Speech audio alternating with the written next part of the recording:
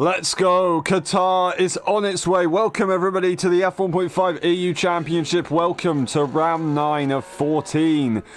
It's going to be an interesting one, although we don't have too many people on the grid today. We can still have a good race.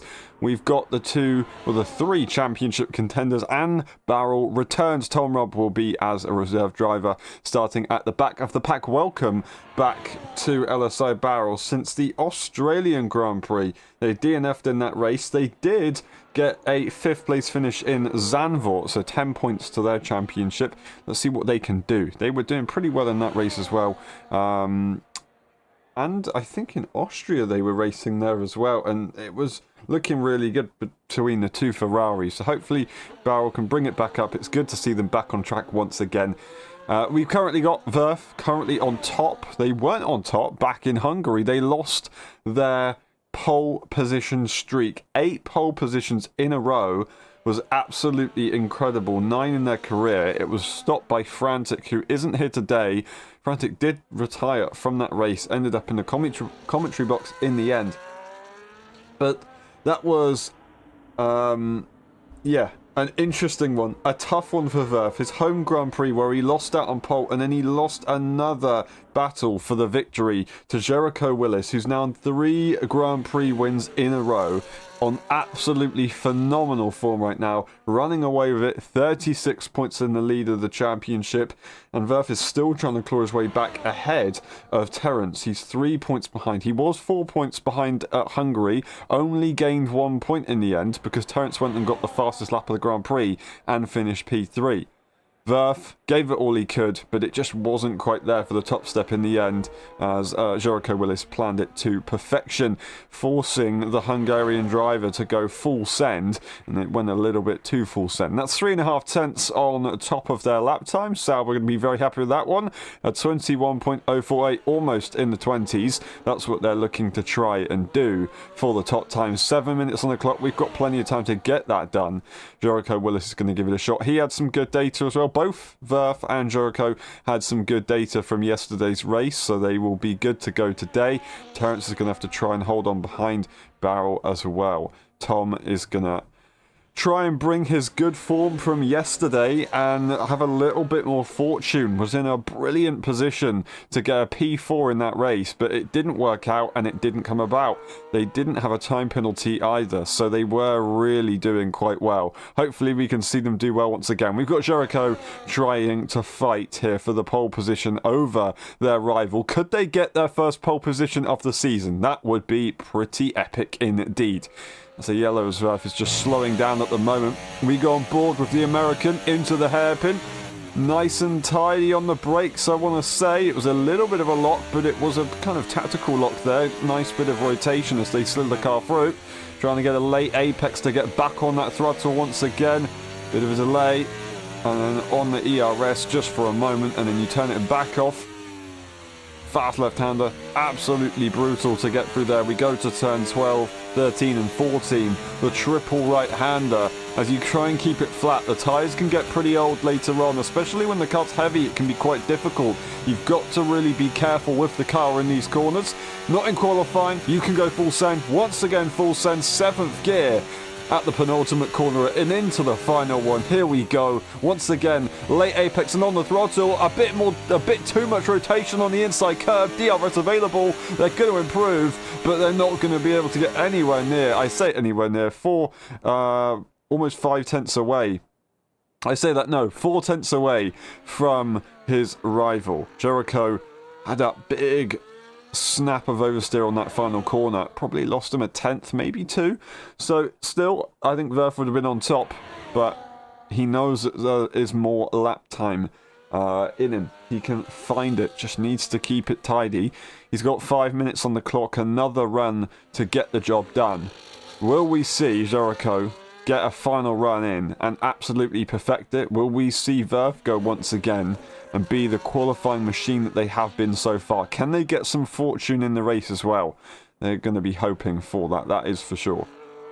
Terence currently on an outlap. They are currently having a brilliant time in LSI, having a podium streak. Last being outside of the podium since round 2, the Dutch Grand Prix. Round 3 and onwards, a podium in every single race, including the sprint as well.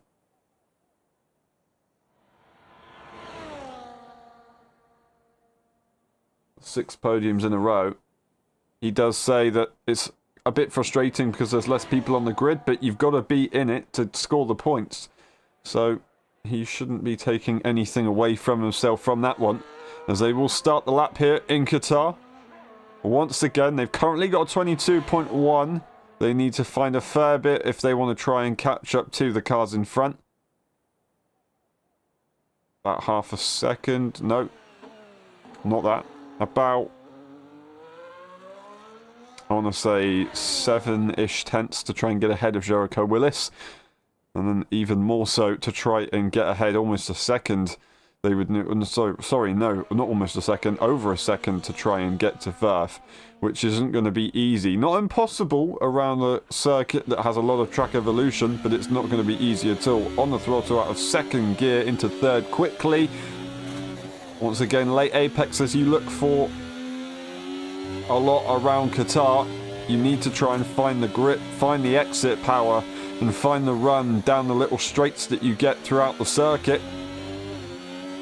Power it through. ERS to try and give yourself some more performance. They've got a lot of battery in that car, so they're either saving it for something or maybe not using it quite to how they should be, but they go for the triple right-hander nice and tidy. There is the battery depleting anyway. That's not too bad. Big bit of oversteer as they go for the penultimate corner. The final corner's coming up and they will blast that battery, really cutting the inside curb in the final corner. DRS available, ERS being blasted, and it's going to be almost 5 tenths improvement, and they are doing a very good job to get that one there, but still 2 tenths away from Jericho Willis. They need to find a bit more in that one, but it was a good effort, that's for sure, and a massive cut on the inside line at the final corner on the curb. That was incredible there from Terence. Lovely stuff indeed.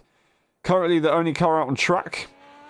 We've got the rest of the field waiting for the perfect opportunity to go out once again, and then we will go for a 50% distance race to complete the evening.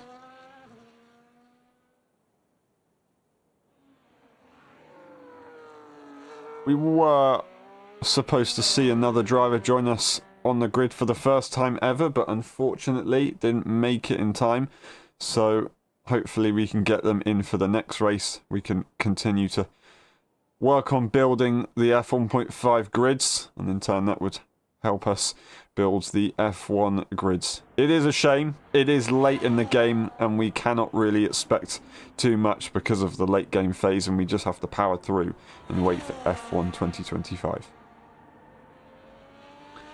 Warming up his tyres, got a little bit of lag, but I think they should be alright. We'll watch on board just to check if it's okay.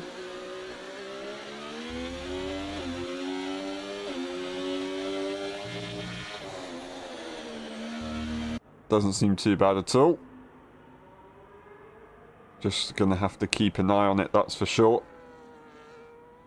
But currently P4, last of the runners, needs to find 5 tenths to try and challenge Terence here, and a bit more if they want to secure it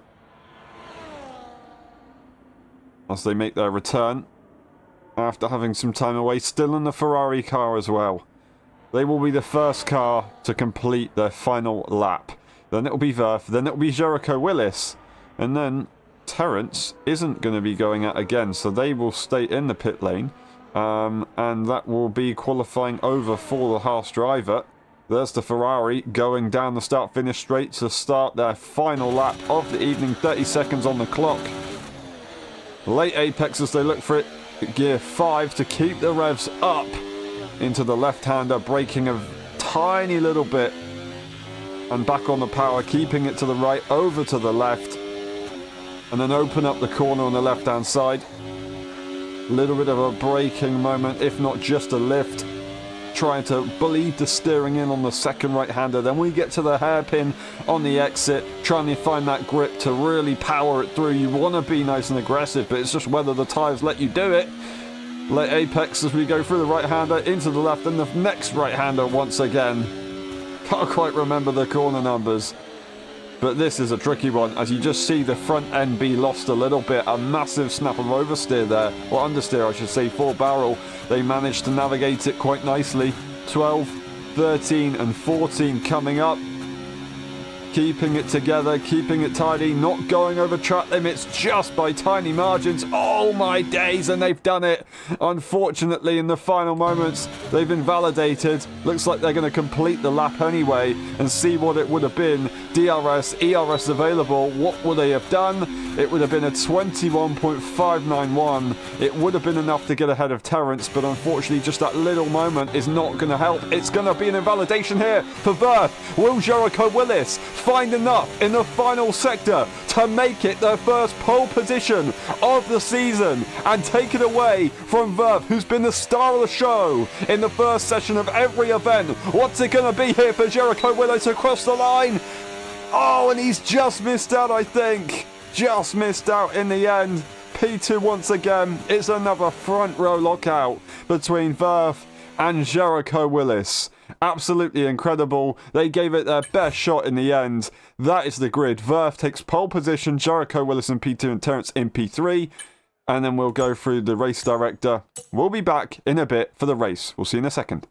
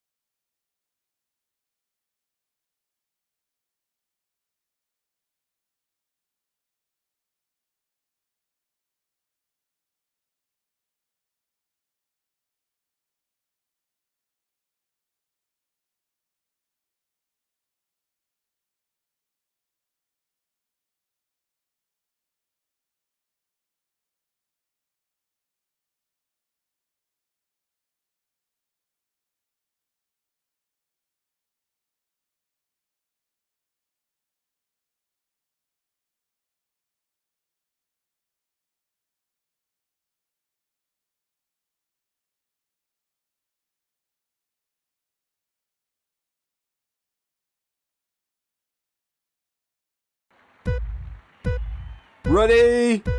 Hold! Go! Who's gonna get it into turn one? That was a hell of a long wait. It's gonna be Verth to the outside line. Will Jericho be able to get there into the first corner? Will they send it? They will not. And they will slot in. A bit of a tap on the rear end. It's gonna send Verth in a bit of a commotion. They managed to keep it in a straight line. They will continue on their way here in Qatar. The opening corners are done. Jericho Willis will not be able to get through on their rival. Terence stays in P3. It's gonna be Barrel who's in P4. The grid stays exactly as it is. As we navigate the first few corners, Tom trying to stay out the way of any possible issues. Unfortunately, got into a bit of trouble themselves into turn 6. The hairpin already with the rears locking up. Let's have a look at the tyre situation for everyone. They're all on the medium tyre, so not a grit difference there for Tom. Just a bit of a mistake, and they've got to try and make back that gap up as soon as they can, because the DRS will be very, very, very powerful if these guys can carry it nicely. Now, Verf leads the way. Fastest man in qualifying by 0.3. Absolutely awesome. That being said, Jericho Willis did just tell me that they forgot to press the ERS button at the very end of the lap. They had 20% battery and just pressed the wrong button. Didn't manage to get the overtake on. So absolutely tragic right there. They would have had a better chance at going for pole position. They might have a chance to go for P1 into turn 1. But no, they've turned the battery off and they will just allow themselves to relax. We've got a Barrel who had a quick look there on the Haas driver, but it didn't quite get there in the end and will stay behind. Tom's got about just under a whole lap to catch up to the cars ahead. 1.9 seconds, 1.8 is making some progress, but they've really got to try and nail it down now, because these cars are going to be quick in a slipstream train and with DRS down the main straight. The slipstream train around this circuit is actually incredibly powerful, as we saw yesterday, and as we're kind of seeing now. You can see 1.8 seconds. They go down that little straight, it goes up and down. It will go back down, I assume, as Tom will be able to catch up in the corners as we go through the next few.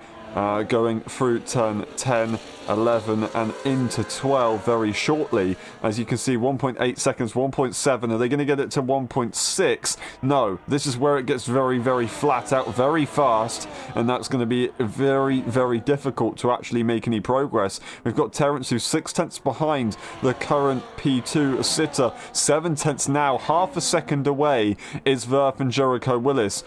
Terence currently in position to get this DRS, sorry, but they are losing out a lot and they could be in trouble. They've got the DRS and they will hold on just about. We're going to get Jericho Willis challenged for the lead into the first corner. They're going to get a bit of a slingshot on themselves. They stay on the inside line and will go side by side. Verf to the outside. They're going to try and bring it back through. They've got the inside line once again. It's surely not going to work out. It's Jericho Willis who has the inside. They're going to have the inside again. And it's going to be their move. No questions about it. Verf will have to wait on behind, but they wanted to have a go. They realised it was possible. They knew that they were the race leaders. They can do whatever they want. They can fight each other as hard as they want because no one else can do anything about it. Especially at Qatar, where you're effectively a wall up in front and everyone is on exactly the same tyres. No one's going to have an unfair advantage on a different strategy, so they can afford to fight at this stage, and they did so very nicely, very cleanly. A lot of respect between these guys. Terence sat right behind. They caught up a little bit there. They're losing once again a couple of tenths. Barrel not able to make any progress on the Haas driver. These guys stay where they are for now and will probably be locked in on this lap again as well, as we go already towards lap 4. Very quick laps around this circuit.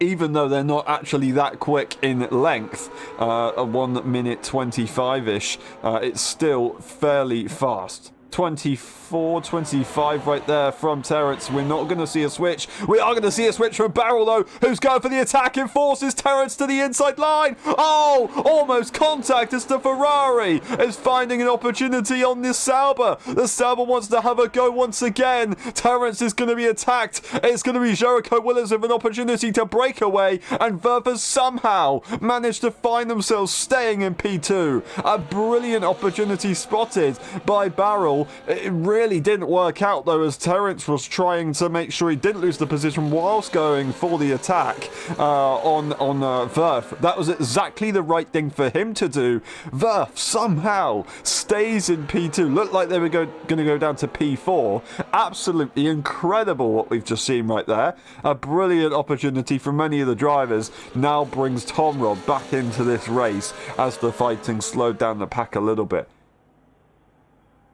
Jericho Willis was looking probably in a good position right there, probably quite excited for that battle to happen and hoping that it happened a little bit more, but it ended pretty quickly, kind of before it began, really. Just a few corners it lasted, about 3, maybe 4.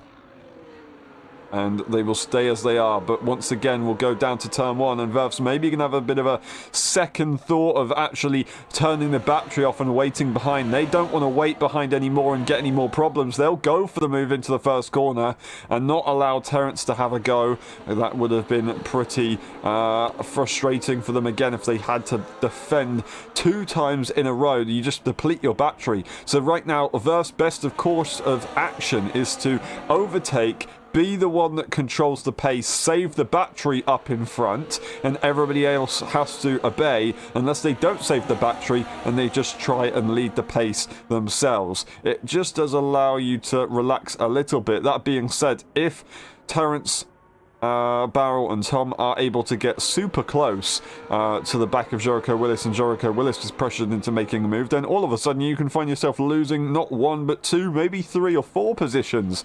So Verf does have to really keep a close eye on who's behind him and what they're doing with their batteries. You have to make a judgment by looking in the mirror. It's not easy at all. It's possible, but not easy.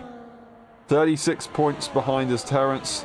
And then it is 39 points behind the championship leader is Verf. That's Jericho Willis, who is currently our leading champion. Will they be able to take it all the way to the end of the season? DRS is available for all of the drivers. I say that. Terence might have just lost it. It's going to be Jericho Willis who goes for the move into the first corner. It's going to be Terence who didn't lose DRS, so will catch up once again. But now it's an opportunity here for possibly the top 2 to break away, because if they can continue with some good pace, 7 tenths only, well, I was going to say 3 tenths, actually Terence is pushing on the battery here to try and bring that gap once again back down so they can have a bit of a safer run. But if they don't bring it down, then all of a sudden the top 2 will have a break and they'll be able to push nicely. If that is the split, then Barrel and Tom are going to have to hope that the split happens towards the final section of the lap so they can get a slingshot and catch back up to the leaders. But if the leaders spot it well and do the right thing, they'll overtake each other into the first corner and try and break away. Doesn't look like that's going to happen in the end, as Terence has done a brilliant job to respond to that close call on lap 5, to bring it back on lap 6 and really show a decent amount of pace to hold on to the DRS train. But going through the right-handers, it just looks like Verf and Jericho Willis are really planted and quite enjoying it. They're all on the same strategy, everyone, so they're going to be looking to go into the pit lane on about lap kind of like 11 to 14, 15-ish. So it's going to be an interesting one. Who will go earlier, who will go later? We're going to see Verf go early into the lead of the Grand Prix, take the racing line. They'll continue. Bit wide there for Jericho Willis, but they don't need to worry about anything too much. It's Tom Robb who goes ahead of Barrel. As a higher tier driver, they will not score the same points as the current tier drivers. They've just got to try and work together with everybody to not have a negative impact on the race. Barrel can also, of course, work together with the higher tier driver. Tom, with their first time penalty of the evening, trying to make some progress in this race, making their first overtake since the beginning of the Grand Prix, where they ended up not actually making an overtake, but they lost the car into turn 6 and lost about a second or so. So they really have worked hard in this race to bring it back and be in this position. Slightly fortunate with the battling that went on ahead, but I think they were definitely showing a decent amount of pace regardless of the situation that was going on in front of them. Now Verf leads the way once again, and will they start to lead the way for a few laps? Will Jericho continue to switch, or is he going to allow Verf to lead the way? If you do stay within a DRS train, if you stick behind, you can actually save more tyres. So it is more beneficial to wait behind until you want to make a pit stop. Then you can go for the overtake. The thing is, if you do go for the overtake suddenly in the middle of a race, and the other car can know that you're probably going to make a pit stop, and then they can react quite early on. If you don't make a pit stop, they could be thrown off. So we'll see how that one goes. But they do make the switch. They drive nice and casually. They're not pressurizing anybody into any mistakes. Someone who's got a bit of a pressurized situation is Barrel, who currently has just dropped out of DRS range. 1.1 seconds. They need to find a bit more here, but it's not an easy situation to be in. The cars ahead are very quick at the moment.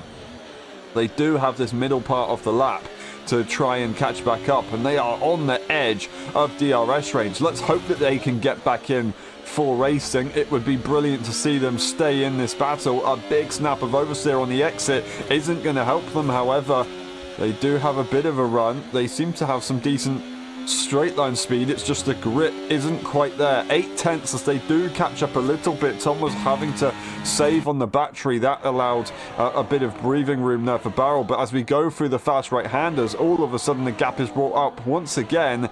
Even though they're fast in the corners, I don't think it's going to be Barrel's day in the straights. Oh, it's going to be a big extension right there. That's an interesting one. Barrel's risked everything. They they definitely got themselves a track limit for that one, but they did not get the DRS either. So that was a track limit that was possibly for nothing. Tom Robb might have also got themselves a track limit. The top two switch once again. Terrence waits behind and watches on. Can't really do anything about it with the DRS being cancelled out at the moment. They can't make any progress on the P2 car. So if they do want to try and make an overtake, they have to be super close, and they'll end up probably making an overtake on 2 cars, not only 1. So they really do have to figure out what's worth the risk. That's Barrel with a 3-second time penalty as they continue to try and push with everything they have. It's very easy to get time penalties around this circuit. It's incredibly easy, especially if you're trying to push that car and catch up to the other cars ahead. It can also be easy to do if you are following closely behind another car, and that's something that maybe Jericho and Verf can think about later on in the Grand Prix. If you stay ahead of a car, yes, you get worse tyre wear by not being in that tow due to the game physics, but you also don't risk as much getting a time penalty if you are ahead, whereas the other car doesn't have a clear view of the circuit up in front and they could be in trouble. Terrence has just lost DRS range to the cars in front. They're going to look to switch. Tom Robb's not going to spend any time more than they need to behind Terrence. They're going to try and slingshot themselves into the path of Jericho Willis, but that is a huge gap that the top two have just built themselves on the cars behind. Tom's got a lot to do here in this stint. They're not going to have a lot of battery, that's for sure. They still have an opportunity to get this done. Terrence, with no battery down at the start-finish straight, has actually ended up losing a lot of time as well to Terrence, so all of a sudden could be losing more. To Tom Robb. Tom is good to go, it looks like. That being said, no, it's not. Terrence has managed to catch up a little bit, as Tom must have made a mistake right there, and they've got to prove themselves a little bit more here if they do want to get it, if they want to get that DRS and stay in this race. Higher tier driver, of course, they will score different points, so Terrence is still in P3 for the EU drivers, but look at how brutal it is when you're not in the DRS train. You lose out massively down the straights, you push the car even more, you start to make mistakes. It's so tough around Qatar when you do lose out, but it's not over for Barrel. It's lap 10 out of 29, a long way to go in this Grand Prix, and a strategy to really be played here. Jericho Willis very close to the back of the Sauber. DRS range might not be available for the Racing Bulls car. Did the German driver do enough? There is the American going into the first corner. DRS is available for both Tom and Terrence. They managed to make it work. And it is the McLaren once again taking that top spot in this Grand Prix.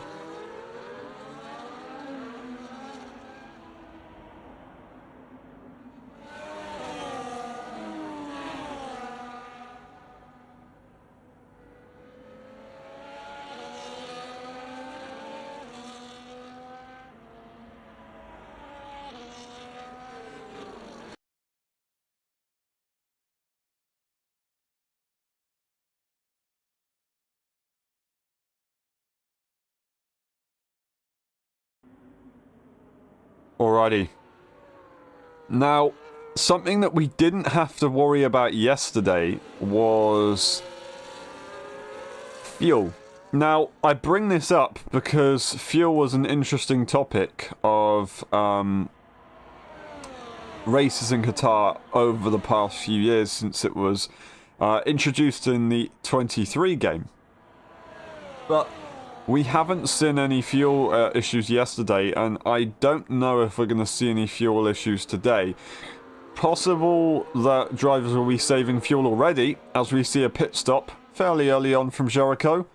Verf didn't have time to react as we've got a pretty aggressive pit lane entry. DRS is available for Tom, not for Terence, so Terence is going to lose out a little bit, but some undercuts going on here. Barrel following on into the pit lane, seeing the race leader go in, and is going to want some of that strategy as well. Onto the hards. The hards are going to be incredibly cold. That's what we have to look at, and we can possibly expect the medium tyres to stay ahead, but then there will be a really aggressive attack from the slightly more warm, hard tyres. Now the thing is, the mediums are going to be very slippy. As you can see, Verf is very twitchy with that car at the moment. I do want to have a go again at mentioning the fuel. We could see some things later on happen, interesting at times with fuel in the final laps, but as I said yesterday, we didn't have any problems. Maybe the cars were saving their tyres, or saving their fuel, sorry, throughout the race, and they didn't see any issues. But it is a bit of a fuel-thirsty circuit with minimal braking and a lot of flat-out zones with high wings and some really draggy cars.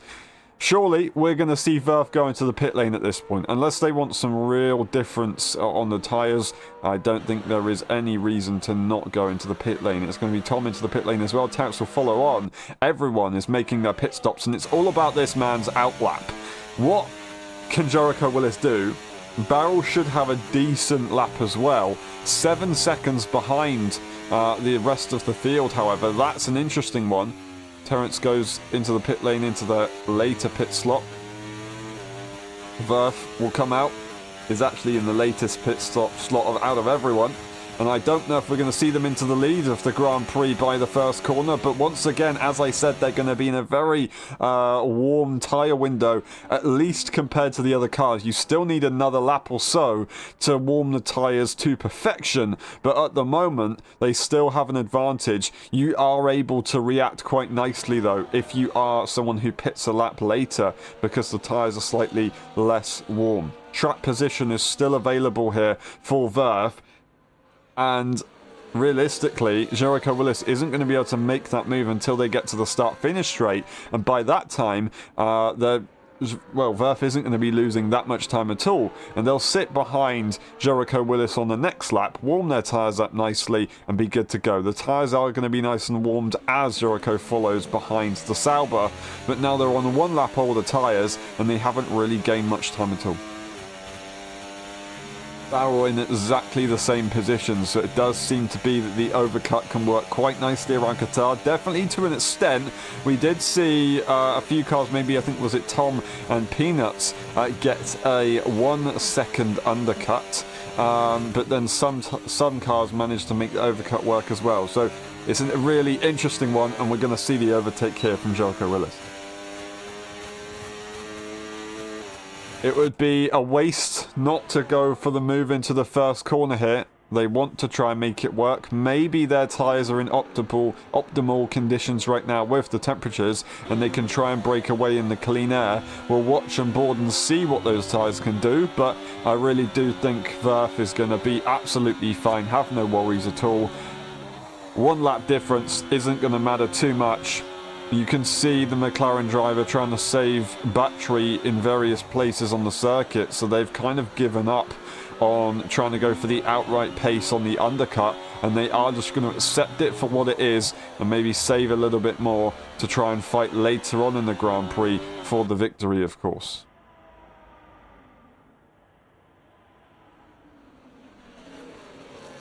Terence wasn't able to make that work.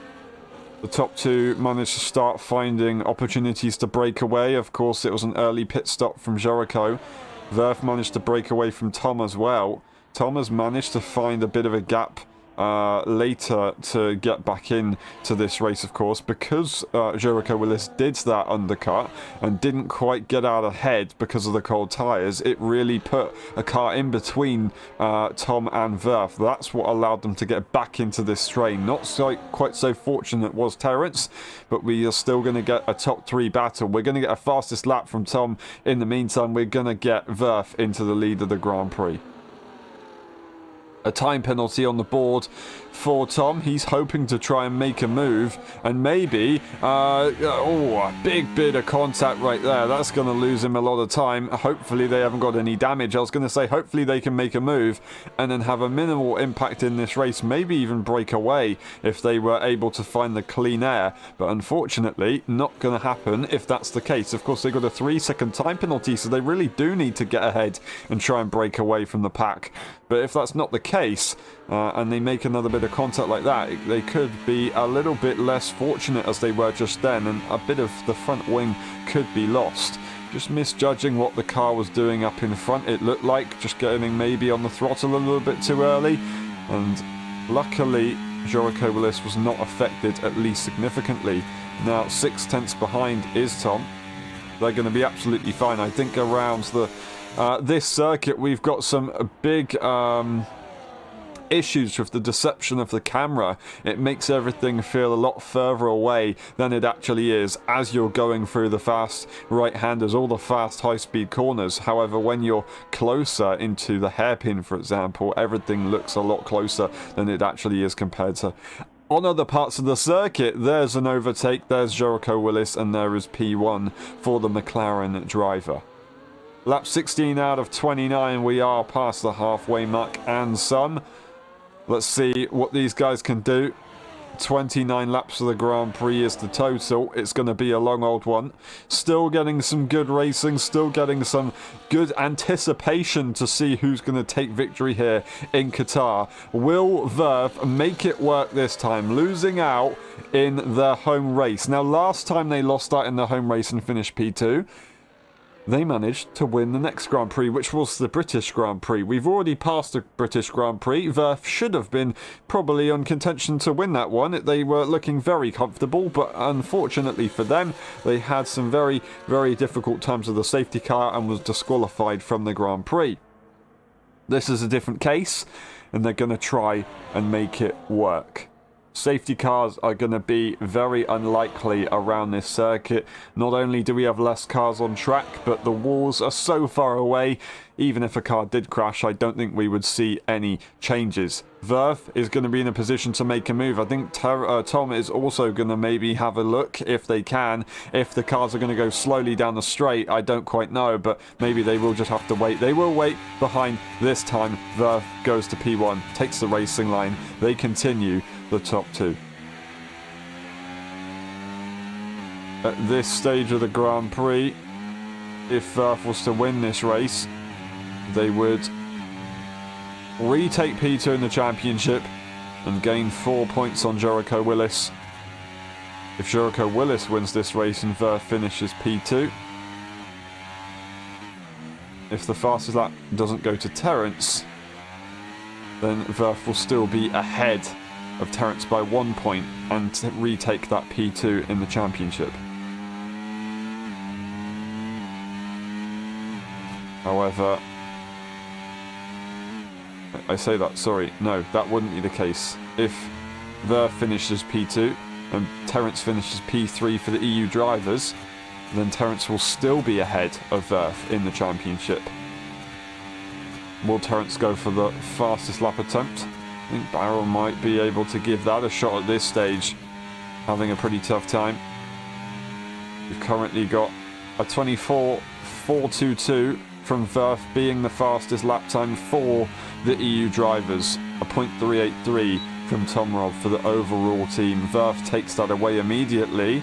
It's going to be Terence with a time penalty. It's not going to be a move into the first corner, as Verf has done an absolutely mega lap right there and not really allowed Jericho to have a look in.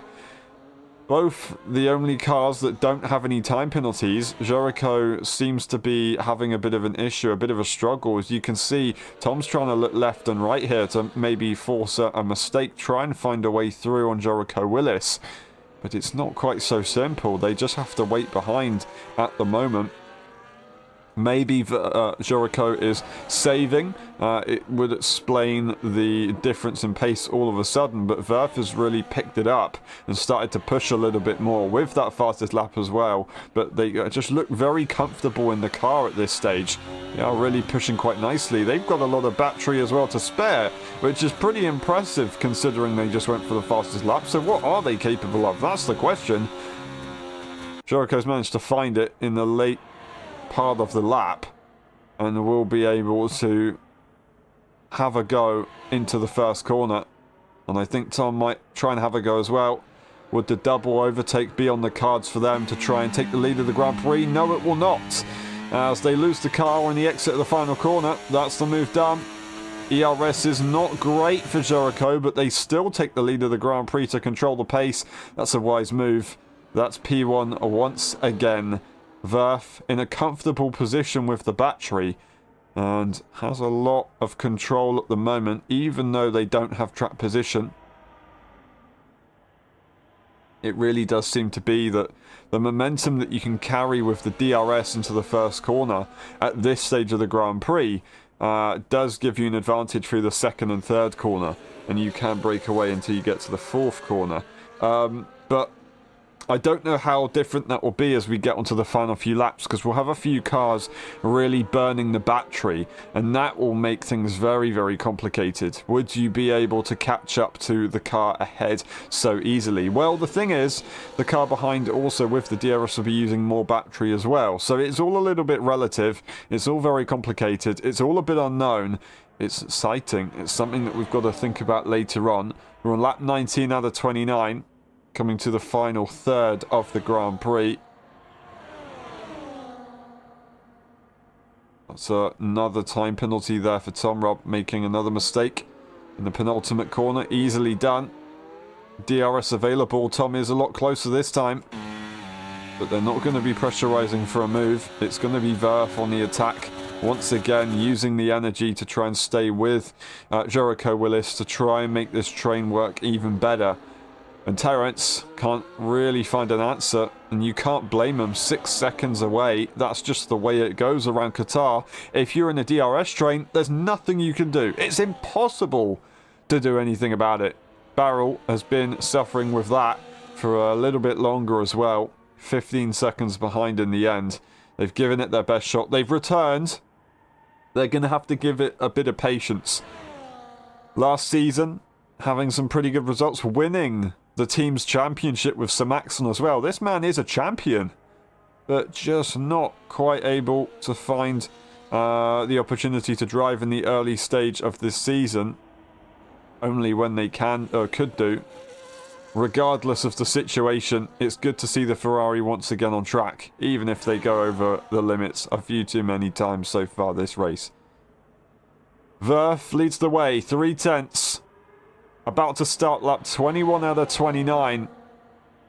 And Jericho Willis will very likely do exactly the same thing as he's been doing lap after lap after lap, going into P1. That being said, 4/10, not so easy. I think Jericho's kind of forced into the move to try and make sure that they both stay ahead of the higher tier driver. Of course, the higher tier driver has different points, but they do want to try and work it out on track between themselves.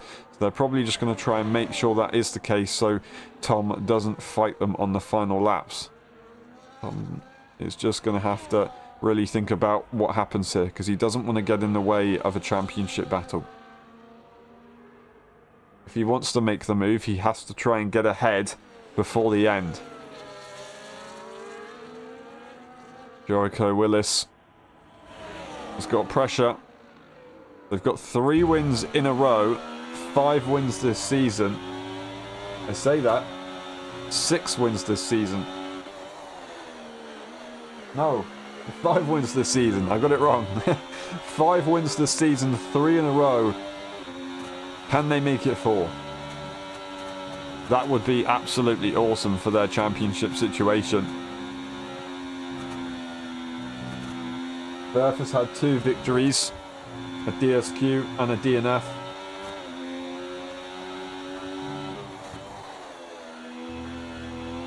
The championship may have been in a different position if that wasn't the case. But DRS is available in this next race. Round 9 is where it's at. It's P1 for the Sauber car. It's Tom Robb waiting behind once again. Lap 22 out of 29. And now they are starting to itch. This is where it gets a little bit tricky. This is where the pressure starts to build up. You've been relaxing, you've been working together for the most part of this race, and now it starts to change. The focus shifts, and the pressure is on. You don't think of the cars around you as someone that you can work together in a train. You all of a sudden think of them as an enemy, and you must get in front of them in the final stages to take the most points you can in this race. Jericho Willis and Verf will be fighting as the EU drivers. They've got a higher tier driver just close behind as well. We're going to have another look at the fastest laps, and I don't think anybody's going to contest Verf's mega fast lap. That's what they did most recently. 4/10 clear of Tom Robb's lap. Absolutely incredible that. And they were in the lead. I don't know if they had DRS maybe to begin the lap. I'm not entirely sure. It would explain a bit, but if they didn't, that would have been absolutely incredible. DRS available for the McLaren. The Papaya car, will they go for the move into the first corner? I don't think so. This time they are going to wait behind. They've got no battery effectively in that car. They are just going to have to allow it to happen. Verf saving the battery into the first corner.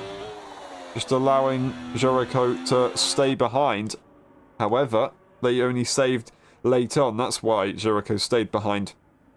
But that being said, the Sauber's still got a lot of battery in that car. As I said, very comfortable, despite earlier on being P2 and not having track position. Now they have everything in their hands. It's just that they don't have DRS and slipstream, whereas Jericho does have that to work with. They still have everything to gain and nothing really to lose. Whereas Verf has everything to lose, and at this stage, nothing to gain, especially having the fastest lap to add to their name. That would be absolutely awesome for the Sauber team. Would they be trying to catch up in the Team's Championship? No, I don't think so. Although Brothers Call is not here to score a second tally of points for the McLaren team, they are still 113 points ahead of the Sauber team. That's Tom Robb with another time penalty in this Grand Prix.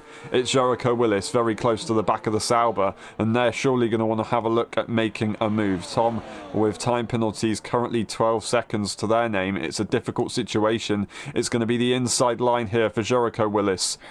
It's going to be lap 24 with the McLaren car leading the way. It's going to be Bauer with another 3-second time penalty. As I said, it's incredibly complicated with the track limits around this circuit, so you cannot blame them at all, especially someone that hasn't had too much racing in recent times, returning back to the grid, just trying to get themselves back into the rhythm of driving on track.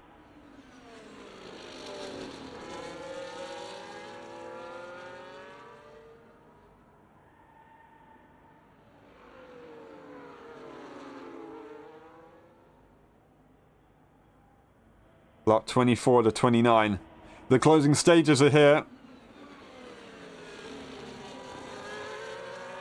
As we finish this lap, we will see 5 laps of racing remain. And it will be this sprint. The final 3 laps is where it really heats up. The final 2 laps is where you want to maybe try and catch a car off guard and by surprise. The final lap is where you go full send, all or nothing. And that's what both of these cars are going to look for. Are they going to continue to slipstream each other? It looks like they will. Verf catching down the straight and into the first corner. They will retake the lead of the Grand Prix. They've repeated it so many times so far this race. It seems like it's been going on forever, but it's almost over. It's almost going to change. And it might be that all of a sudden one of the cars wants to try a little bit harder to stay in front. It will be maybe one of the cars trying a little bit harder to get ahead. So far there's been very little resistance, at least since from kind of lap 4 onwards. We saw a bit of a fight on lap 3 where Jericho tried to get ahead, but it didn't quite work out. They really pushed quite a lot. We did see some fighting, of course, between Verf, Barrel, and it was Terrence, but it didn't quite work out in the end with that one for any of the cars, and they stayed exactly where they started anyway. But it's now that man who was fighting, almost looking like they were going to go to P4, now still leading the Grand Prix in these closing stages. And we will now get 4 laps remaining of this Grand Prix. Half that and it gets very, very critical. Will they switch once again? That's the question. Will Jericho Willis try and stay behind? Are they going to try and make that call to hold the DRS all the way to the end? I think they will. There you go. They were pushing on the battery a little bit, fakes to the inside, but then immediately pulls back in, and that is the call. This is where Jericho is going to sit. They want to stay P2 in the train. This is where they're going to hope that they can be positioned on track in the final few corners of the race. I say final few corners, and the final corner of the penultimate lap to start that final lap on lap 29 of 29 and try and get the move into the first corner. There are a few opportunities to get the move once again. You could maybe go for a move on the exit of turn 10 up through 11 and on the inside through turns 12, 13 and 14. You could maybe have a go into the final corner. Jericho Willis actually in the lobby tried to have a go on the final straight on the outside line. It didn't work out in the end, especially with this year the start-finish line being a lot sooner on the track compared to last year, where there was a big run to the line and you could sit behind and wait to the line. But this time you have to try and get the move before you do get to the end of the Grand Prix, and that's what we're going to see. Turn 1 is going to be your best chance of making an overtake. There are still opportunities later on. Jericho Willis is going to make the move into the first corner. They do pull to the inside a little bit later on. On lap 27 out of 29, they don't clear the Sauber as far as they have done in previous laps, but they will go ahead. That is an interesting call. Will Verf try and retake the position on lap 28? Or are they going to decide, you know what, I want to stay behind. That's my best chance. That is how I want to make it work. They need to finish ahead of Jericho Willis to try and keep their championship's hopes alive. They have to finish ahead of the McLaren, otherwise it's going to be slipping away as they continue, and then they have to try and hope that Jericho has a bad race. And so far, Jericho really hasn't suffered that bad. With any mistakes they have had, they've managed to make it work late on. Singapore was a bad race. They still finished P4 of the fastest lap. They are very hard to shake off. Almost impossible to shake off. It's another time penalty there for the Racing Bull driver. We're about to start the penultimate lap of the Grand Prix.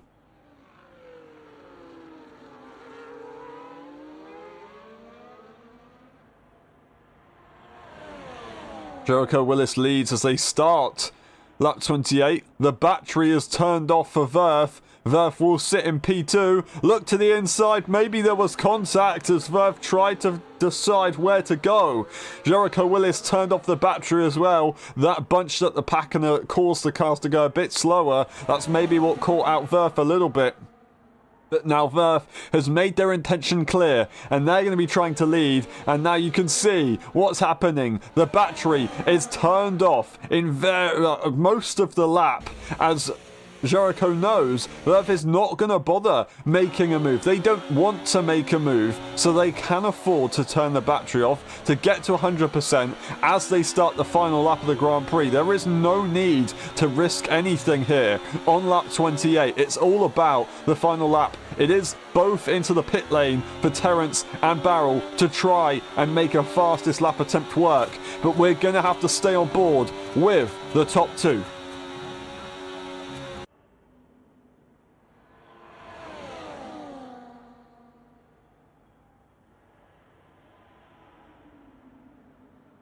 Here we go, the final lap of the Grand Prix in Qatar. Jericho Willis leads the way. Verth is sat right behind and is going to have a clear shot at going into P1, into turn 1. And I don't think Jericho can do anything about it. They just have to let it go. Jericho tries to cover off Tom Robb just to make sure that they don't get any ideas. Tom is going to stay behind. They don't need to fight. It is no point. And now you can see Verth saves the battery in the early part of the lap to make sure that they have enough to defend as they head to turn 12. That's Jericho Willis's opportunity, but they used a lot of battery to try and stay ahead. Verth, do they have any more? Can they hold on?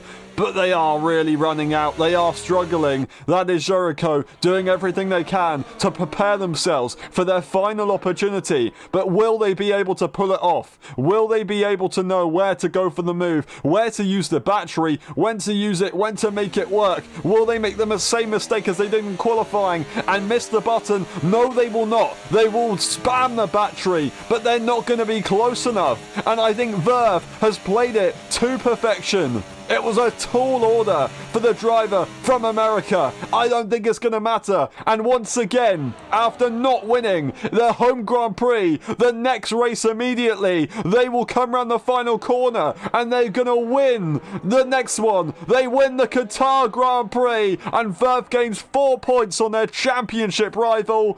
Jericho Willis gave it absolutely everything but misses out on their race streak. They will not make it 4 in a row, but they can be happy with that 3. It's going to be Terence going for the fastest lap attempt here. 1.6 seconds gained on their previous best.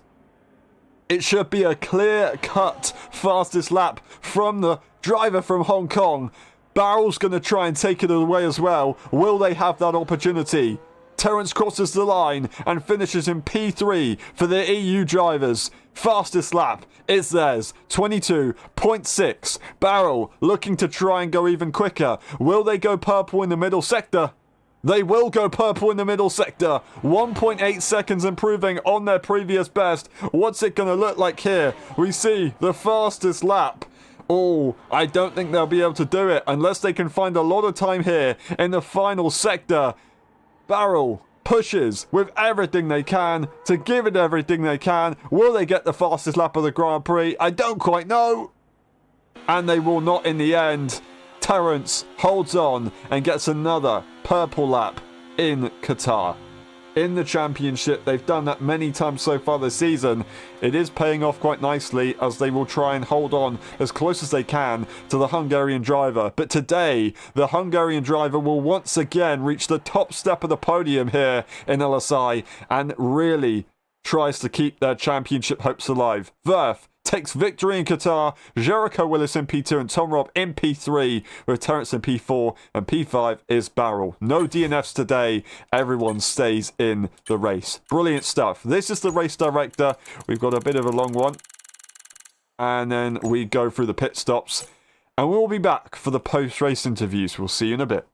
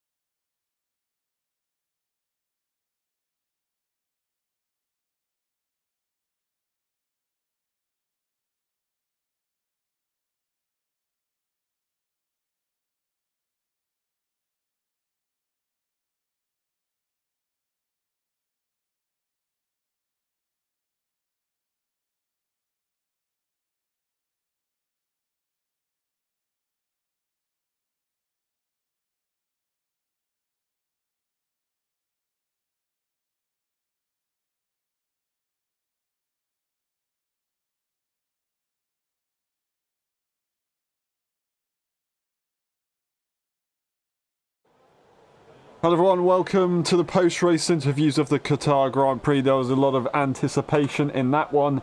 In the end, Verth managed to get ahead. Jericho, we start with you. Unfortunate to miss out on your potential four race victory streak, but still a very good race. Can you take us through it? Yeah, it was a good race. Started off with the decent qualifying. My first lap was a decent banker just to kind of be in there, have something on there just in case you invalidate. And then my second lap wasn't too much of an improvement, but the third and final qualifying lap was going really well. And coming out of the last corner, I hit the wrong button, so I didn't deploy all of my ERS going across the line. So that probably cost me, I don't know, somewhere between 1 and 2 tenths, probably pretty easy. So finishing with 20% ERS. So that was unfortunate. I don't think I would have had anything for Verth in the end, but maybe got a couple tenths off of my time, which would have been rewarding. But all in all, I knew that, the qualifying wasn't too important. My setup was pretty heavy towards the race. So I knew that qualifying wasn't going to be so great. I saw that yesterday. But the race itself was good. Started on the medium tire, and pretty much, I think everyone started on the medium tire actually, but at least everybody that I noticed was on the medium tire. So similar pace. Everyone kind of doing their thing, trying to stay in the train. Verth and I were trading back and forth, and everything was going smoothly. Dove into the pits a little bit early. I saw some guys do that yesterday. It worked out really well for them, and I noticed that the hard tire really held up well and was running consistent times for like 20 laps, 18, 20 laps, consistent times out of the hard tire. So a little bit early, so I didn't want to worry about an undercut at all. But then my outlap was really quite poor. But fortunately, it wasn't so poor that I let Verth break the DRS, so I was able to stay with him. Was it a poor lap, or was it just the fact that the hard tyres are so cold and the medium tyres are still warm even though they continue? The answer is yes, all of the above. Yeah, I mean, with cold tires, you can have a good lap, get the most out of it. It's not going to be, your fastest lap or anything, but you can get a decent lap out of it. But when you make, light up the rears coming out of the low speed corner there in the start of the second sector and stuff like that just, you don't need to do that stuff. That stuff is costing you 2-3 tenths every time you make a little mistake. And I probably made at least 2, if not 3 like that. And so as you could see, Verth, he undercut me, so he probably gained a full second. So I lost a second of what I could have done. But that's the other thing about pitting early like that. I don't think Verth's tires were dead yet, and so he had DRS on his in lap, and I don't think his tires were dead, so he was still probably able to bang in like a 125.0 or something, 125.3, which is probably better than the equivalent of what I could do on a fresh set of cold tires. So maybe it didn't quite work out as planned, but I didn't lose the DRS, so it wasn't tragic. And after that, I kind of got a feel for Verth's strengths, and I won't really say his weaknesses because he didn't really have weaknesses per se. I could see that his straight line speed was good, his corner exits were good, and so for the most part, if I passed him, he had a pretty easy time of coming back around me. And I could have tried to set something up as we approached the end of the race, but with Tom so tight behind, if you try to set up too much, you're risking having somebody get in between you or whatever, so which could really spoil the last lap. So, I had to kind of take the gamble on being in the position where he could pass me on the last lap and see if I could have a ERS advantage throughout the last lap, which I might have. I'm not really sure. I might have had a little bit of an ERS advantage, but I think I was running higher downforce than everybody else, and so my straight line speed wasn't good enough to to overcome that. But he raced a really good race, and we went back and forth the whole race long. So you can't complain about any of that. I'm very happy with second and the fun that we had, and just more and more respect for Verth. He's a lot of fun to race against, and he really does a great job.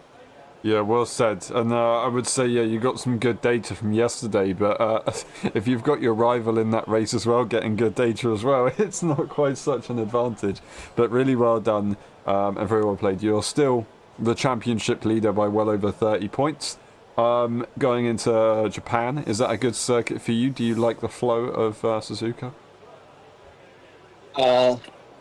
Maybe and yes. Maybe it's a good circuit. I'm not too sure. I've only ever done lobbies there. I've never really had a properly prepared setup at all. So I still don't have a properly prepared setup for that track on this game.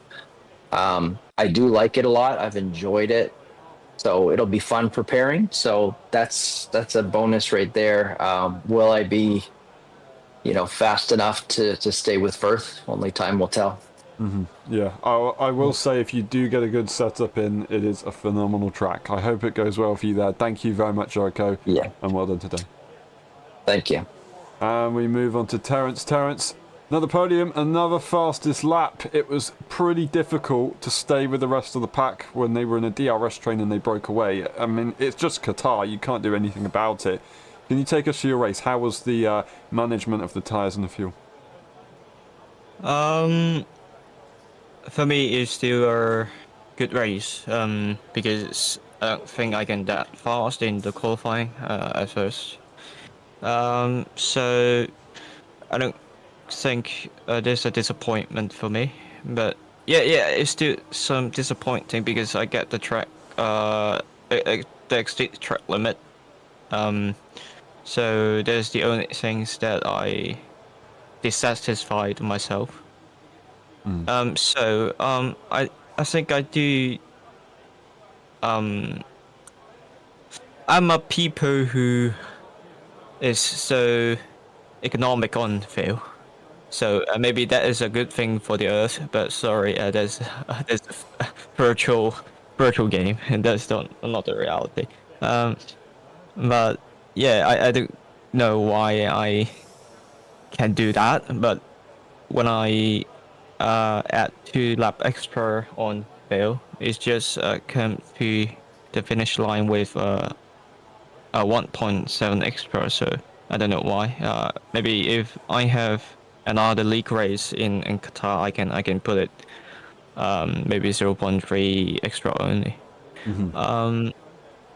So maybe that extra, maybe my talent is not enough.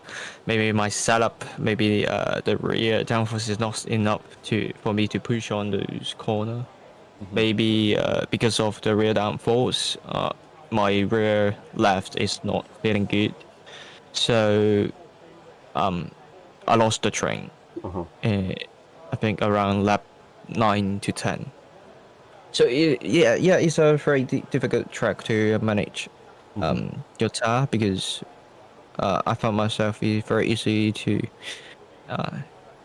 kind of getting overheat because around 110 degrees Celsius. So that's not a very good, very healthy temperature for the tires, although they are the hardest tire that Pirelli can apply to Formula One cars. Yeah, and once the tire getting warmer, I start to lose the confidence of the rear left because some left-hand corner about 70 degrees turning. Because it feels like the suspension is doing his stuff, but your tire can't grip well, and because it's overheating, so you get some step of oversteer, so that lose your confidence to attack the corner. Maybe the next lap you try to make the corner slower, but yeah, it does help, but it will slow. It will make you slower because you choose to be slower. So yeah, it's a tough race because obviously Jericho and Firth doing a very good job on the first 10 laps that they cooperate together, and make me lose the DRS string. Yeah, so they do pretty well, and I think this is still a good P3 for me. Yeah. I mean, yeah, podium. Who don't want it? And I think it's pretty tight to get the fastest lap also. Yeah, yeah, very nice fastest lap in the end as well. So good points to the championship, and you hold on to the guys up in front. Now, moving on to Japan, do you think it's still right to do a setup around that circuit to try and save the tyres, or do you think you're going to go for more of an aggressive setup to try and get the maximum pace and stay in the train? Unless you don't want to tell me what you'll be doing. I can understand that one. Yeah, my race engineer always told me, don't talk that setup in the interview room. Fair enough. You expose your secret, but I will still expose it. Sorry. I think it's a difficult circuit for me in F1.24 because I think I did quite well in F1.23. Yeah, you back did. in the season with Peanut.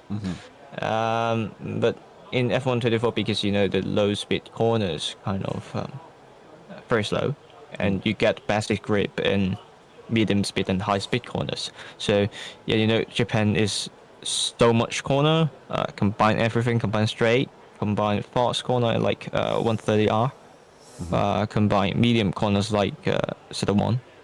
So those are pretty tough things.